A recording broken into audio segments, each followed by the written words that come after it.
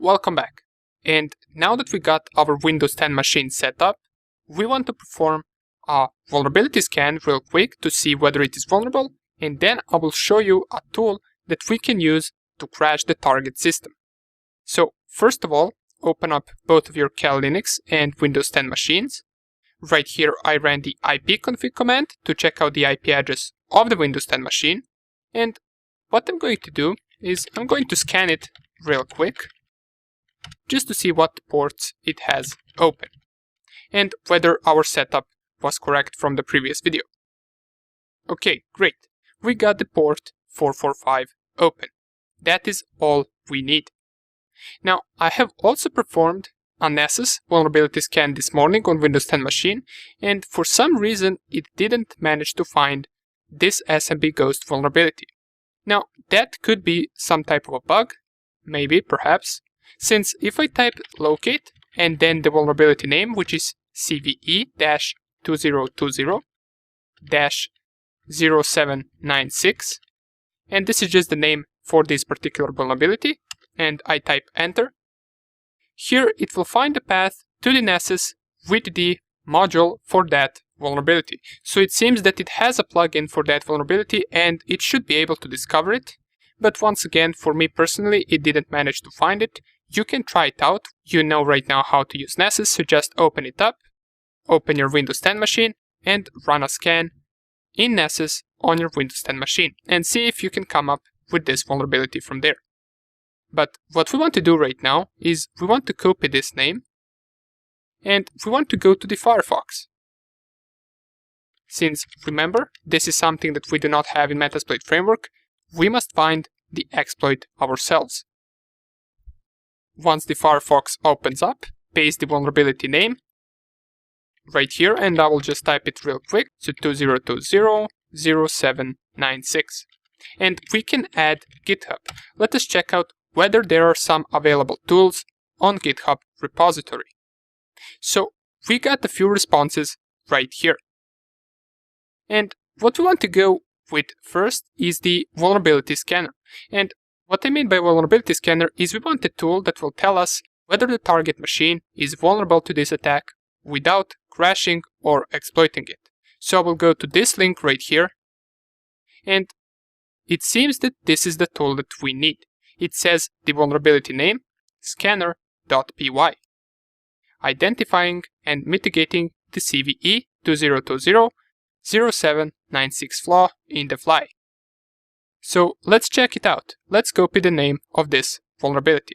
Then we will go to our desktop and we will git clone that repository to our desktop directory. Once it finishes downloading, we can type ls. Here it is, right here. Let's change the directory to there by typing cd, and let's see which files we have. So we have only this scanner.py file. So it is a Python file. Let us go to this page and just check real quick whether it is a Python 2 or 3 program, and by the usage that we can see right here, it seems that it is a Python 3 program. So let's test it out. If I go right here, check out the IP address of Windows 10 machine. For me it is 192.168.1.5. Let's run the program, Python 3, and then type the IP address. Well, we get a response that we wanted. It says right here, vulnerable. Great. Now we can test other tools that will crash and exploit the target. First, I want to show you a tool that you can use to just crash the target. And with this tool, we don't need anything else besides the IP address of the target machine. So you can crash any target just by knowing its IP address. For the exploit that we will cover in the next video, we're going to cheat a little bit. We need something in order for the exploit to work. And I will show you that in the next video. For now on, we want to see how we can crash the target machine. So if I go all the way down, you will see this GitHub link. It is from Gian Sitting, and it has the name of our vulnerability. If I go right here, we can see we got a few files. Once again, this is a Python tool. Under here, we got the usage, so we got a demo GIF. Here we can see the command that he is running, and if we go right here and copy the tool, and once again we can go to our desktop and git clone the tool name, the link, paste right here, wait for the download to finish, and if I type ls, we now have two directories. This one is the scanner and this one is the one that we just downloaded. So let's go cd cve. We got the demo GIF, the readme file, and the vulnerability itself. Of course, if we want to, we can nano the vulnerability file or the Python file, and we can scroll all the way down to see the code of this exploit, and down here we get the usage. So all we need to specify, as it says right here, is the target IP address. Let's try it out. If I go right here and type Python, I believe it's Python 3 once again, and then cve.py, and then the IP address of the target machine. Before I run it, I will lower the screen so we can see both of our targets before running this program. And right here, if I press enter, well, here it is. We successfully crashed the target machine.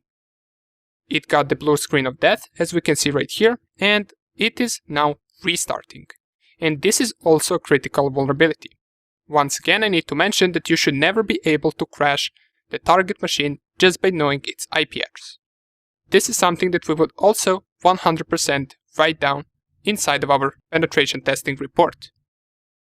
Now that we managed to scan the target to see whether it is vulnerable, and we used another tool to crash the target, let's see in the next video how we can exploit the target machine and gain shell back inside of our Cal Linux machine. See you in the next video.